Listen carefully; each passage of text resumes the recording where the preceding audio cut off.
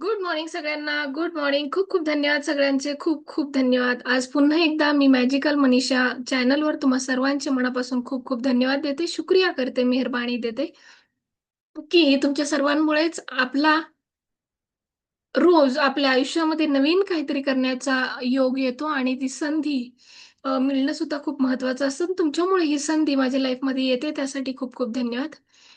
अ, आपण magic book audio book सध्या आता करत आहोत. त्या ऑडिओ मॅजिक बुक करत असताना ते करता करता ते असाइनमेंट आणि ग्रॅटिट्यूड करता करता आपण चिंता सोडा सुखाने जगा हे सुद्धा पुस्तक आपण करत आहोत सिमिलरली. तर ह्या पुस्तकाला सुद्धा तुम्ही खूप छान पद्धतीने आपल्या स्वतःच्या लाईफ मधली चिंता दूर करण्यासाठी अ, तुम्ही हे जे सेशन ऐकताय, पाहताय, वाचताय, त्याच्यातून तुमच्या स्वतःच्या तर चिंता दूर होतीलच. चिंता दूर होण्याचा प्रयत्न तर नक्कीच करा. त्याचबरोबर तुम्ही इतरांच्या सुद्धा लाईफमधील, जीवनामधील चिंता दूर करण्यासाठी काही ना काहीतरी छोट्या-छोट्या गोष्टी करायला सुरुवात करा. जेणेकरून दुसऱ्याच्या चिंता जर आपण दूर केल्या, तर आपल्या आयुष्यातील आपल्या चिंता सुद्धा नक्कीच दूर होणार आहेत. तर चला तर मग आपण खूप खूप धन्यवाद देऊया परमेश्वराला, युनिव्हर्सला, की तुमच्या कृपेने, तुमच्या आशीर्वादाने आजचा आणखी एक दिवस आपल्याला सर्वांना जगण्यासाठी मिळाला आहे. खूप खूप धन्यवाद देऊया, की हे नारायणा तुमच्या कृपेने, तुमच्या आशीर्वादाने आजचा आणखी एक दिवस जगण्यासाठी दिला, त्यासाठी खूप खूप धन्यवाद. आज ब्रह्ममुहूर्तामध्ये उठवण्यासाठी खूप खूप धन्यवाद. खूप खूप धन्यवाद या वैश्विक ऊर्जेला, या ब्रह्मांडीय ऊर्जेला शतशत धन्यवाद, की तुमच्या कृपेने, तुमच्या आशीर्वादाने ही जी वैश्विक ऊर्जा माझ्या वैयक्तिक संपूर्ण शरीरामध्ये सहस्रार चक्रामार्फत, आज्ञाचक्रामार्फत थ्रोड चक्रामार्फत हृदय चक्र आणि हृदय चक्रातून मणिपूर चक्र, स्वादिष्टान चक्र आणि मूलाधार चक्रापर्यंत, त्याचबरोबर पायाच्या नखापर्यंत, संपूर्ण एका एका नसापर्यंत, रक्ताच्या थेंबापर्यंत ही ऊर्जा प्रवाहित होते आणि ह्या ऊर्जेने मला निरोगी, निरामय, नित्यानंद बनवण्यासाठी खूप खूप धन्यवाद.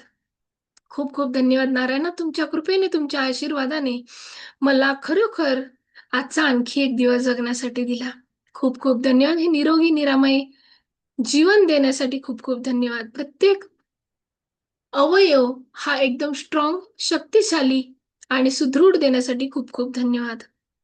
मी माझ्या आई-वडिलांना मनापासून धन्यवाद देते, की तुम्ही मला या जगात मुलीचा जन्म दिला, त्यासाठी तुमचे मनापासून खूप खूप धन्यवाद. तुमच्या कृपेने, तुमच्या आशीर्वादाने तुम्ही मला लहानाचं मोठं केलं. जेवण, अन्न, पाणी, कपडे, माध्यमिक शिक्षण, प्राथमिक शिक्षण, उच्च शिक्षण या सगळ्या गोष्टी माझ्यासाठी केल्यात, त्यासाठी तुमचे शतशत धन्यवाद. तुम्ही मला लोकांशी कसं वागायचं हे शिकवलं, त्यासाठी खूप खूप धन्यवाद. मला माणसं ओळखण्याची ताकद तुमच्यातून आली, त्यासाठी खूप खूप धन्यवाद. खूप खूप धन्यवाद नारायणा. खूप खूप धन्यवाद.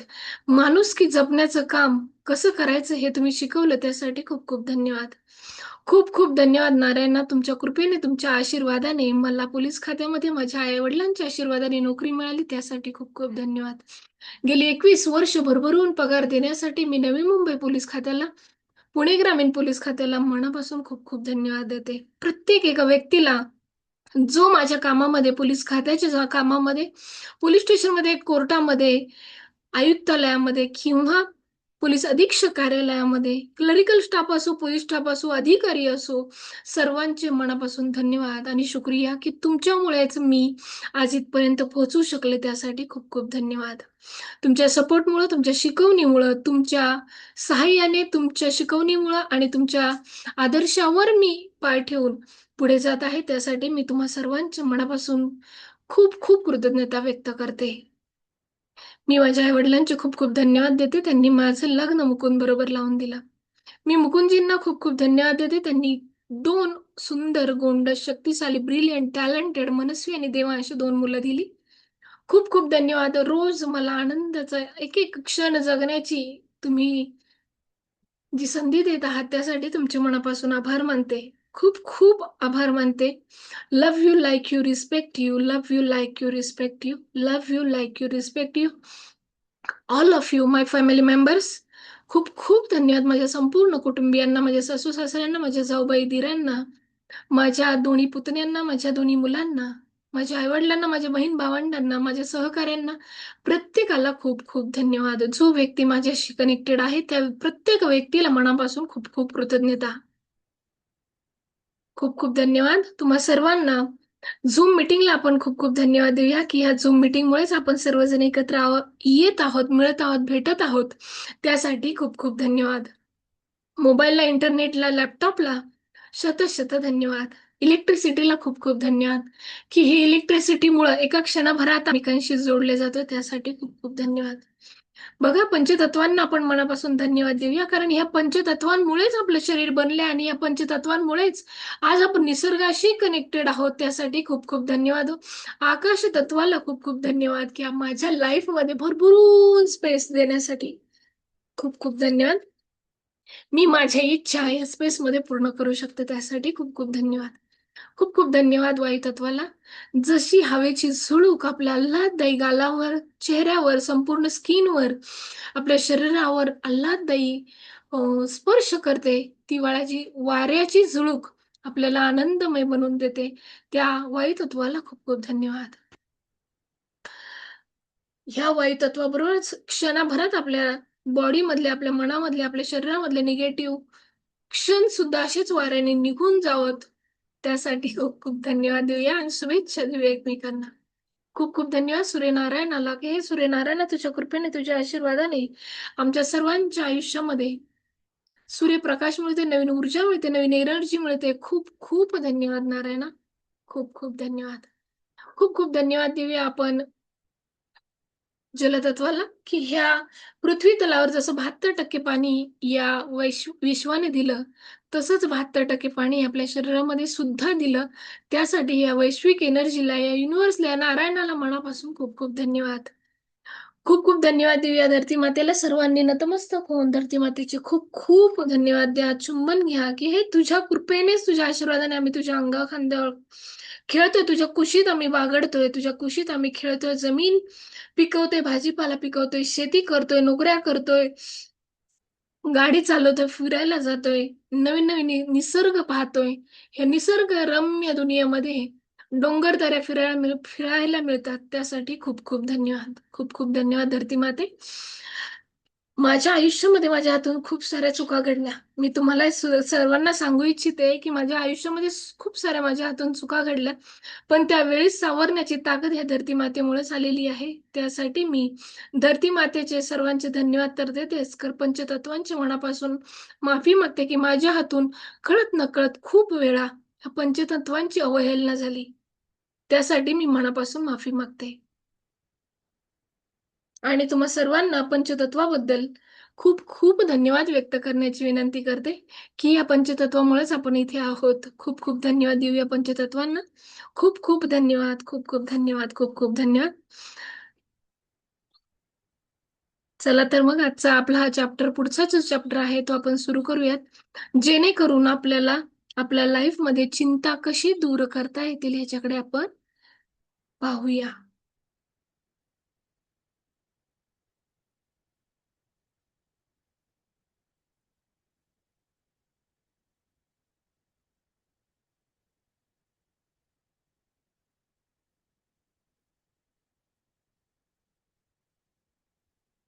तुम्ही सर्वजण कसे आहात? आनंदात ना? येस. असेच आनंदात राहा आणि आपल्याबरोबर आपलं संपूर्ण कुटुंब ऊर्जावान, सुंदर, शक्तिशाली, शांत बनवा.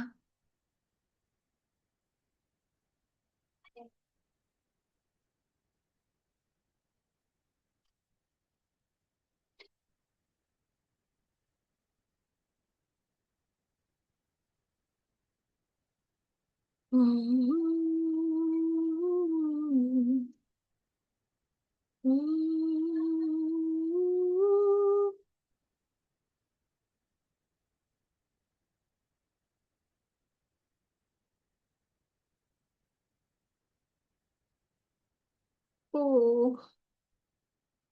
हे डाउनलोड नाही झाले.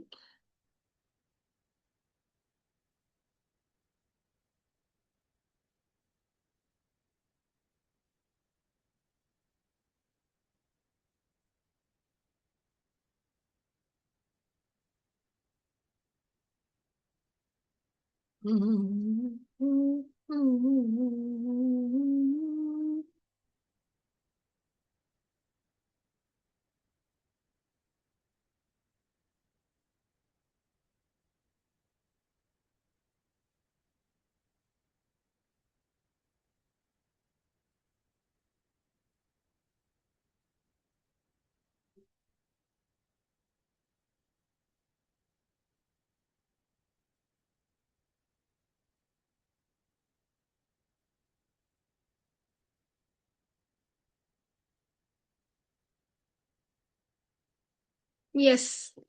पहा, डेल कार्नेगी यांच्या चिंता सोडा सुखाने जगा या पुस्तकामध्ये पुन्हा एकदा आजच्या या सेशनमध्ये 11व्या सेशनमध्ये तुम्हा सर्वांचं स्वागत करते. आजच्या या धड्याचं नाव आहे "करवतीने भुस्सा चिरणं व्यर्थ". बघा, या टायटलमध्येच खूप साऱ्या गोष्टी आपल्याला शिकायला मिळत आहेत. करवतीने कापलेला भुसा जर करवतीने कापत राहिली, वेळ व्यर्थ होईल. तो भुसा कापला जाणार नाही. बरोबर की नाही? आणि काय करतोय हे सुद्धा कळणार नाही. मग बुद्धिमान लोकं असं काही करतील का? नाही. मग बुद्धिमान व्यक्ती कधीही आपल्या नुकसानीबद्दल शोक करत नाहीत.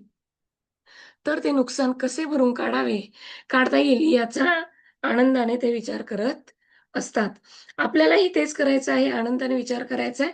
आपण आपल्या लाईफमध्ये चिंता कशा येतात आणि त्या दूर कशा करायच्यात यावर आपल्याला मार्ग शोधायचा आहे आणि शक्य असेल तर सोडून सुद्धा द्यायचे आहेत. असं कोणी म्हटलेलं आहे? शेक्सपियर यांनी म्हटलेलं आहे.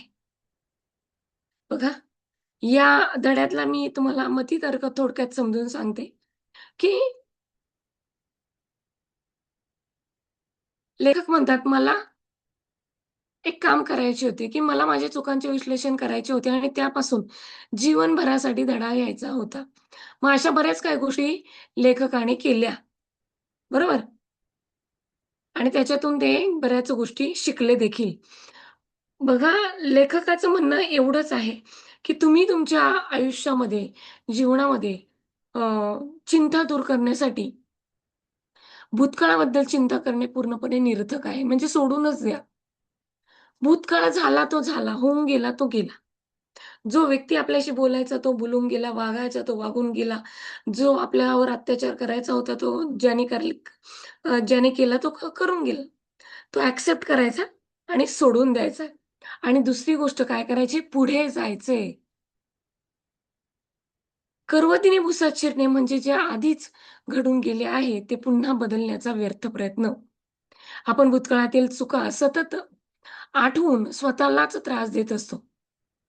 पण त्या चुका आता बदलता येत नाहीत, कारण होऊन गेलेल्या आहेत. त्यामुळे त्यावर विचार करणं व्यर्थ आहे. चिंता केल्याने ना परिस्थिती सुधारते, ना काही फायदा होतो. बरोबर आहे. उलट मानसिक ताण, नैराश्य आणि आत्मविश्वास कमी होतो. लेखक सुचवतात, की भूतकाळापासून फक्त धडा घ्या, पण त्यात अडकून राहू नका. चुका झाल्या असतील तर त्यातून शिकून पुढे जा, हेच योग्य आहे. सतत का झाले असा विचार करण्याऐवजी आता काय करावे यावर लक्ष केंद्रित करा. वर्तमान क्षणात जगणे हे आनंदी जीवनाचे मुख्य रहस्य आहे.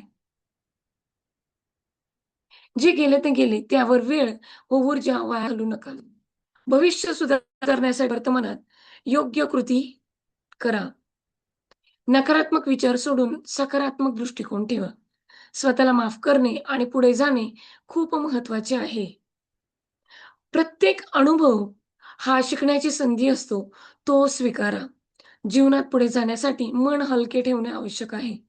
चिंता सोडल्यास मन शांत राहते आणि निर्णय क्षमता वाढते. म्हणूनच भूतकाळावर नाही तर वर्तमान काळात, वर्तमान आणि भविष्यावर लक्ष केंद्रित करा. आज जे काय करायचं त्याच्यावर नियंत्रित करा. लक्ष केंद्रित करा. पाठीमागे जे काही झालं त्या बऱ्याचशा गोष्टी सोडून द्या आणि त्याचा विचार पुन्हा-पुन्हा करणं टाळा. या पुस्तकामध्ये लेखकाने मुख्य संदेश सांगितलाय. भूतकाळातील गोष्टींवर चिंता करणे म्हणजे करवतीने भुससा चिरणे. त्यामुळे काहीही साध्य होत नाही. त्याऐवजी वर्तमानात जगून पुढे प्रगती करणे हेच खरे यश आणि आनंदाची सूत्रे आहेत. त्यामुळे प्रत्येकाने विचार करून वागा. पाठीमागच्या गोष्टींचा विचार करू नका. आज जे काय करायचंय आणि भविष्यात आपल्याला पुढच्या भविष्यामध्ये आपल्याला जे काय करायचं त्याच्यावर वर्तमानात निर्णय घ्या.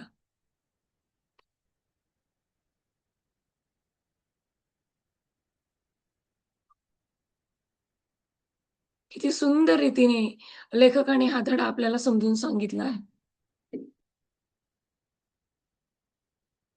आणि म्हटलंय, की तुम्हाला तुम्हाला तुमच्या लाईफमध्ये पुढे जायचं असेल, मागच्या गोष्टींचा विचार करू नका. त्याच्यातून शिका, काय घडलं आणि आता काय करायचंय? त्याच्यासाठी आज काय निर्णय घ्यावा लागेल? म्हणून लेखकाने चिंतेने तुम्हाला मिटवून टाकण्यापूर्वी तुम्ही चिंता मिटवा. आपल्या डोक्यात सतत व्यस्त ठेवून चिंता बाहेर काढून टाका. बारीक-सारीक गोष्टींवरून गोंधळ करू नका. बारीक-सारीक गोष्टी म्हणजे वाळवीला आपला आनंद वाया घालवू देऊ नका. आपल्या चिंतावर मात करण्यासाठी सरासरीचा नियम वापरा. स्वतःलाच विचारा, ही गोष्ट घडण्याची किती आवश्यकता आहे? आपल्या चिंतावर स्टॉप लॉस ऑर्डर लावा. कोणत्या गोष्टीबद्दल किती प्रमाणात चिंता करायची हे नक्की करा. भूतकाळ काढून टाका. आरीने भुसा चिरण्याचा प्रयत्न करू नका. किती सुंदररित्या हा धडा लेखकाने आपल्याला समजून सांगितला आहे. तर मीही तुम्हाला तेच सांगेन. माझ्या लाईफमध्येही त्याच गोष्टी घडल्या. परंतु या पुस्तकाने माझं लाईफ खरोखर चेंज केलं आहे. ज्या गोष्टींमुळे एवढा मानसिक ताण वाढला, आजारपण आलं, त्या गोष्टी सोडून द्यायच्या. त्या गोष्टींमधून काय शिकलो? कोण कसं वागलं? कोण कसं बोललं? कुणी कशी वागणूक आपल्याला दिली? त्यापेक्षा आता त्याच्यातून काय करायचंय? कुणाशी 2 हात लांब करूनच वागायचंय, जेणेकरून आपल्याला त्रास होणार नाही आणि आपलं आयुष्य आपण आनंदाने, सुखाने, मस्त एन्जॉय करत जगू. चला तर मग पुन्हा भेटूया उद्याच्या सत्रामध्ये, पुढच्या चॅप्टरमध्ये. खूप खूप धन्यवाद तुम्हा सर्वांचे. शुक्रिया, मेहरबानी, धन्यवाद. Thank you. Good day, good night.